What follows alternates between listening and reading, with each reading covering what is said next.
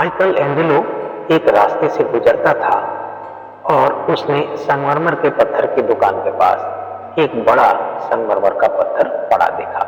अनगढ़ राह के किनारे उस दुकानदार से पूछा कि और सब पत्थर संभाल के रखे गए हैं, भीतर रखे गए हैं, ये पत्थर बाहर क्यों डला है? उसने कहा, ये पत्थर बेकार है, इसे कोई मूर्तिकार खरीदने को राजी नहीं है। आपकी इसमें उत्सुकता है? माइकल एंजेलो ने कहा, मेरी उत्सुकता है। उसने कहा, आप इसको मुफ्त ले जाएं, ये टले यहां से तो जगह खाली हो, बस इतना ही काफी है कि ये टल जाए यहां से। ये आज 10 वर्ष से यहां पड़ा है, कोई खरीदार नहीं मिलता, आप ले जाओ, कुछ पैसे देने की जरूरत नहीं है।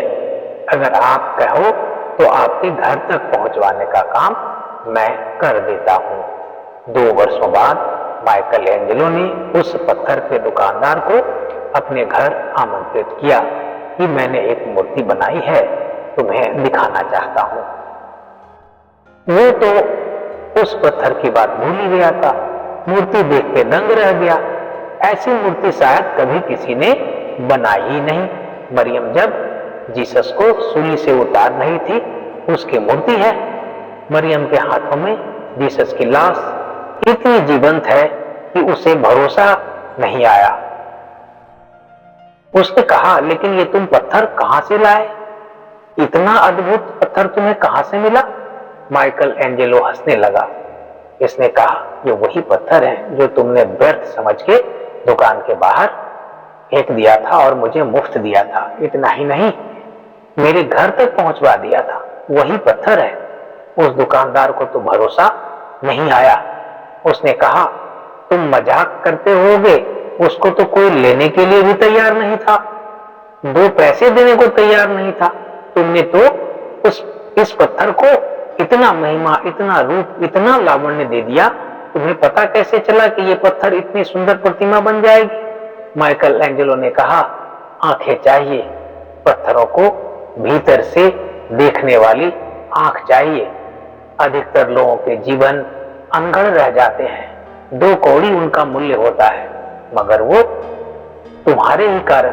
तुमने कभी तराशा नहीं, तुमने कभी छेनी नहीं उठाई, तुमने कभी अपने को गढ़ा नहीं, तुमने कभी इसकी फिक्र ना की कि ये मेरा जीवन अभी अनगढ़ पत्थर है, एक सुंदर मूर्ति बन सकती है, इसके भीतर छिपा हुआ राम प्रकट हो सकता है, इसके भीतर छिपा हुआ बुद्ध प्रकट हो सकता है।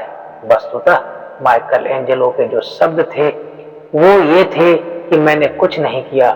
जब मैं रास्ते से निकलता था, इस पत्थर के भीतर पड़े हुए जीसस ने मुझे पुकारा कि माइकल एंजेलो, मुझे मुक्त करो।